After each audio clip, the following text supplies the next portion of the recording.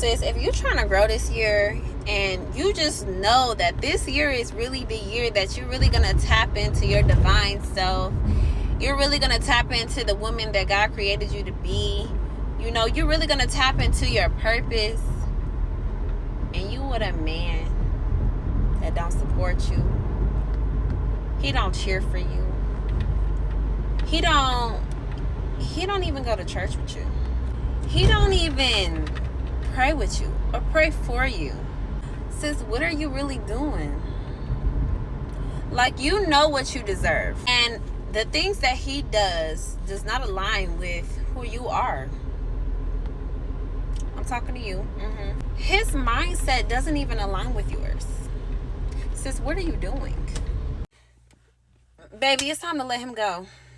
Because the dreams and aspirations that you have as a divine spiritual woman, it's going to be completely different from a person that is of the world. And that's why it's so important to surround yourself around equally yoked people. But most importantly, the man that you're with is supposed to be the leader. He's supposed to be the leader of the household, or even if y'all don't live together, he is supposed to be leading the relationship. So 9 times out of 10, if he's leading the relationship and he's of the world and you're trying to be a spiritual Christian woman, that is not the man for you. The Bible says that wise people surround themselves around wise people. And if you surround yourself around fools, you will become one. So make the right choice, sis. Let him go. We got things to do. This is your sign to leave him. Not because you don't love him, but because you love yourself more. Not because he can't give you what you want, but because he doesn't want to give you what you deserve. This is your sign to leave him. Not because he's too busy, but because he's too busy to prioritize you. Not because there are not enough hours in the day, but because we get to choose how we spend our hours, and he chooses not to spend his with you. This is your sign to leave him. Not because he can't be kind and funny and caring to you, but because he's only kind and funny and caring to you when he wants something from you. Not because you can't tell him your deepest, darkest secrets, but because he doesn't really care that you're telling him your deepest, darkest secrets. This is your sign to leave him. Not because his mom and his sister don't love you, but because his mom and his sister love you more than he ever will. Not because he's incapable of showing affection, but because he's incapable of showing it to you. This is your sign to leave him. Not because he needs more time to find himself, but because you know that the euphemism of him finding himself means he's trying to find somebody other than you. This is your sign to leave him because you're always the one wondering whether he'll text you on Wednesday to make plans for the weekend or whether he'll text you at midnight on the weekend. This is your sign to leave him because you're counting the hours between the time it takes him to text you and the time it takes you to text him back. Because you have to count it all. Because the fact that you took 4 hours to text him back when he took 3 is somehow a small consolation prize in the silent war that you didn't sign up for when you went out looking for love. Because nobody really wins in a war. This is your sign to leave him because the only war you're really fighting is the one against the part of yourself that doesn't think you deserve more than this. This is your sign to leave him. But what are you getting in return? Let me tell y'all something. This is a hard lesson that I had to learn years ago, and I wish I would have listened to my people sooner. So if you don't have a big sister, a big auntie, look, I'm going to go ahead and clear that space for you real quick. I'm going to fill in the gap. Okay? If what you're giving to a person is more than what they are giving you, it's time for you to make some reevaluations, honey. It's time for you to reevaluate where you stand with that person.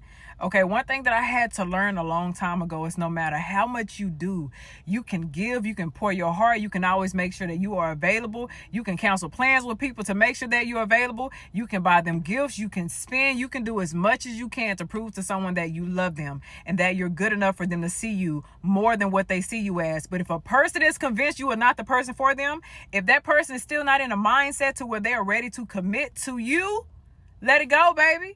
There is nothing that you can do that is going to make them see you for what you see yourself as, if you even see your own worth. Okay? Because I always say, make sure that your worth is not contingent on how much a person is going to accept you. Because if that is the case, you are setting yourself up for failure all the time. There is somebody out here in this world that is ready to love you. There is somebody out here that is ready to recognize and appreciate your worth. There is a person who is out here, and if they're not ready, they are preparing themselves for you, baby. God got it rocking. It's brewing, but you're not going to be able to see it if you keep on dealing with that loser. Okay? All right? I just want to go ahead and come in with a little message drop, period. Bye, babies.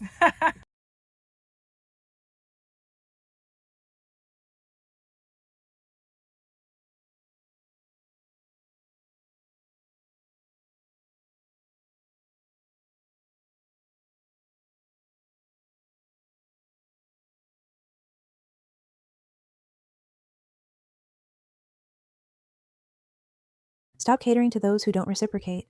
Many people struggle with detachment, but once you realize you're always giving more and receiving less, cutting things off becomes easy. The key is to think of your emotions like a business transaction. Imagine your energy and emotions as money. If you're putting more love, time, and effort into someone than they are into you, then you're being cheated. Would you work at a job and not get paid? Of course not. You'd either demand compensation, quit, or stop putting in effort. So why allow yourself to be emotionally drained without getting anything in return? If you're constantly the one initiating, giving, and investing while the other person is just taking, you're overpaying for a relationship that isn't giving you returns. Love should be earned over time, not blindly given. The concept of falling in love makes it seem like an accident. Instead, view love as growth, something that happens gradually when a person proves themselves to you daily through consistent actions, not just words. Actions matter more than words. If someone isn't showing effort, don't emotionally invest. Stop accepting promises and excuses as payment. Require real actions. If your job stopped paying you, you'd stop working. So why would you keep giving love, energy, and affection to someone who isn't reciprocating? Turn emotions on and off based on their actions. Observe rather than react. Stop operating on autopilot, constantly giving without evaluating if you're receiving.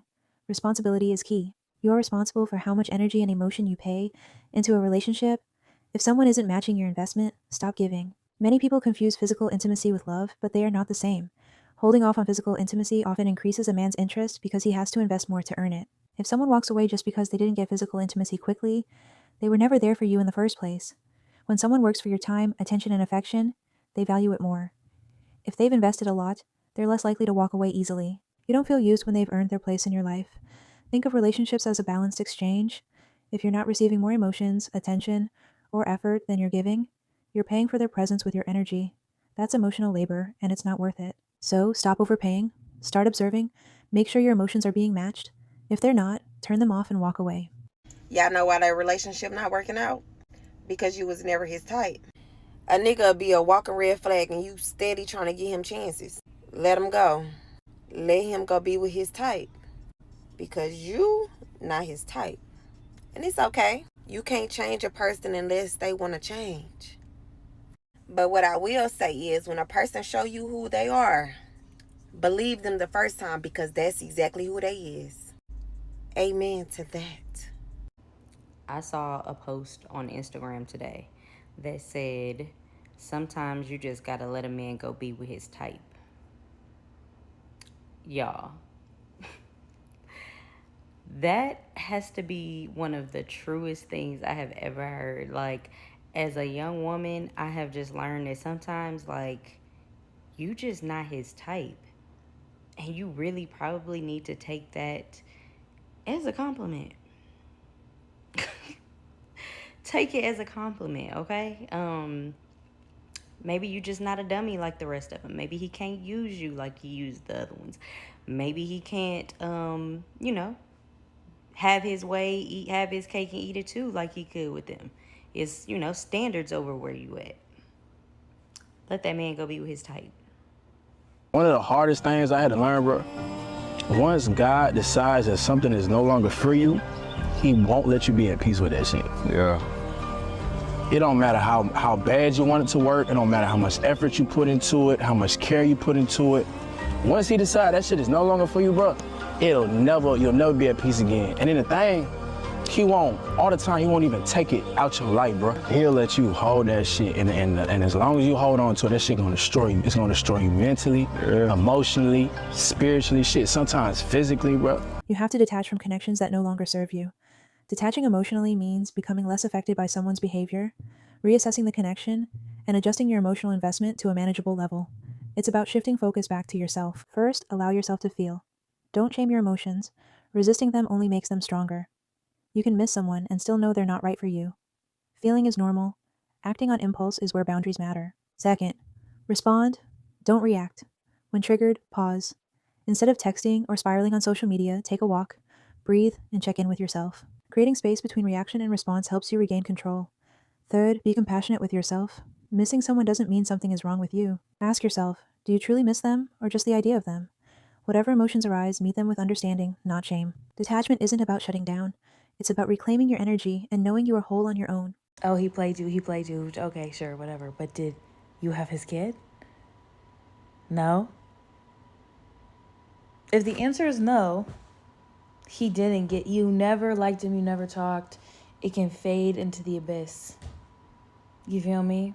There's no proof. There's literally no proof. And show me a picture. You seen that new AI thing? It's fake. It was fake. Y'all never were together. It's so, like, y'all, it never happened. Now, if you had his kid and someone tries to pull a DNA test, those are fake too. Okay? At the end of the day, if they think they got receipts, hire a hacker, delete it off people's phones, you'll be fine. There's no proof. You can get all proof deleted. But if you don't have his kid, never happened. Never happened. It never happened. I hate to say it. I hope I don't sound ridiculous. I don't know who this man is. I mean, he could be walking down the street. I wouldn't know a thing. Sorry to this man.